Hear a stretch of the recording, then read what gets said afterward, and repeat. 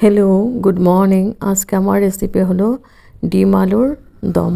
তার জন্য ডিম সেদ্ধ করে নিয়েছি, আর নিয়েছি পেঁয়াজ, কুচি, টমেটো কুচি। এখানে নিয়েছি আদা, রসুন, কাঁচা লঙ্কা পেস্ট বানাবো। আর আলু কেটে নিয়েছি, আলুটাকে আমি ভাপ দিয়ে নিয়েছি। আর নিয়েছি গুঁড়া মশলার মধ্যে জিরে পাউডার, ধনে পাউডার, কস্তুরি মেথি, কাশ্মীরি রেড চিলি পাউডার, হলদি পাউডার, পরিমাণ মতো নুন। আর আমি সাদা জিরে, গোটা গরম মশলা নিয়েছি। আর এখানে নিয়েছি গরম মশলা পাউডার। এই দিয়ে আমি রান্নাটা করব। ডিম আলুর দম রেসিপি। এখন আমি ডিমটাকে একটু হলদি পাউডার আর নুন দিয়ে মেখে ভেজে নিচ্ছি। সর্ষে তেল দিয়ে বানাবো। ডিমটাকে আমি লাল করে ভেজে নিব।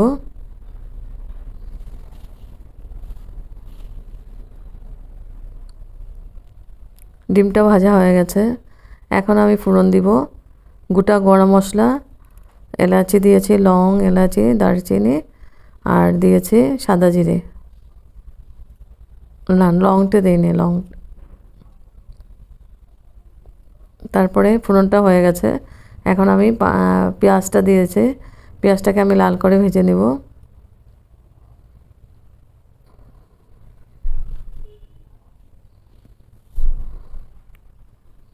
হেভি টেস্টি হয় এই দম আলুটা।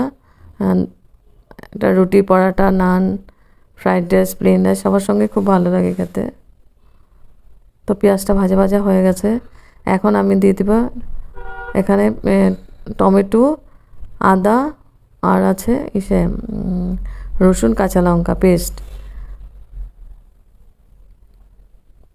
মশলাটা দিয়ে আমি খুব ভালো করে কষিয়ে নিব।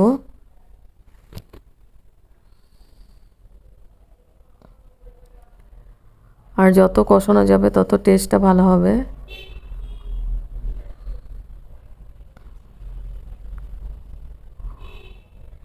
এখন আমি দিয়ে দেবো গুঁড়া মশলাগুলো। দিয়েছি কাশ্মীরি চিলি পাউডার, হলদি পাউডার, পরিমাণ মতো নুন,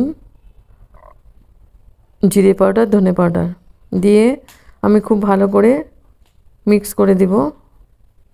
আর মশলাটাকে খুব ভালো করে কষিয়ে নিব।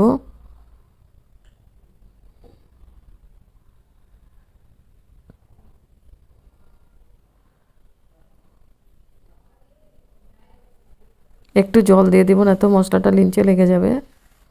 জলটা দিয়ে আমি খুব ভালো করে নাড়াচাড়া করে দিচ্ছি।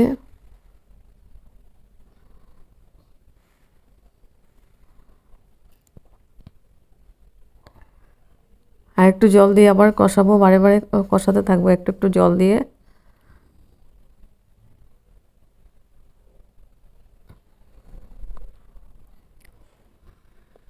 কষানো হয়ে গেছে। এখন আমার তেল ছাড়তে আরম্ভ করেছে মশলা থেকে। এখন আমি গ্রেভির জন্য জল দিয়ে দেব। ফার্স্ট আলুটা দিয়ে দিব। আলুটা আমি ভাপ দিয়ে নিয়েছি। আলুটা দিয়ে আলুটা আমি হালকা করে ভেজে নিয়েছি। ভাপ দিয়ে হালকা করে ভেজে নিয়েছে। আলুটা দিয়ে আমি খুব ভালো করে আবার মশলার সাথে মিক্স করে দিচ্ছি। এখন আমি ঢেকে দিব। 4 মিনিটের জন্য আমি ঢেকে দিব। এবার 4 মিনিট পরে এসে আবার নাড়াচাড়া করে দিচ্ছে।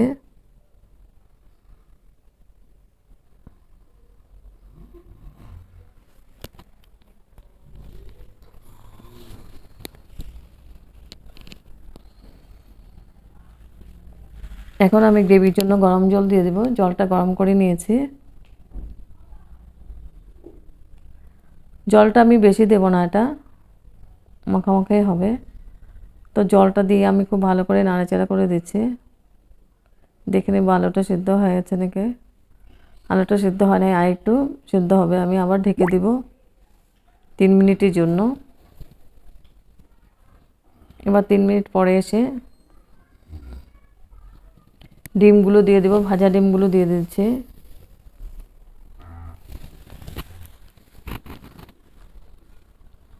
ভাজা ডিমগুলো দিয়ে আমি আবার ঢেকে দিব 4 মিনিটের জন্য।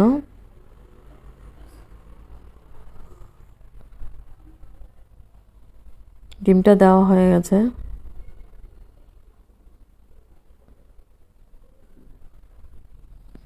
এখন আমি দিয়ে দেব গরম মশলা আর কস্তুরি মেথি। ড্রাই রোস্ট করে নিয়েছিলাম কস্তুরি মেথিটা দিলে না এসে ফ্লেভারটা খুব ভালো আসে, এই জন্য দিয়েছে।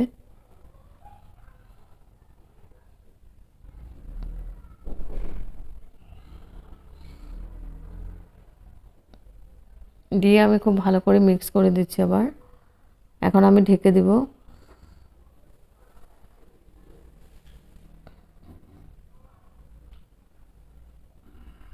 কস্তুরি মেথি না থাকলে ধনেপাতা দিলেও হবে।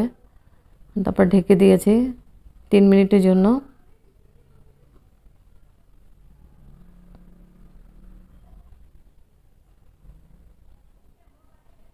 এবার গ্যাস অফ করে দিব আমি। গ্যাস অফ করে স্ট্যান্ডিং টাইম 5 মিনিটের জন্য আমি ঢেকে রাখবো। তারপর সার্ভ করেছি ডিম আলুর দম। হেভি টেস্টি হয়। গরম গরম ভাত, রুটি, পরোটা সবার সঙ্গে ভালো লাগবে খেতে।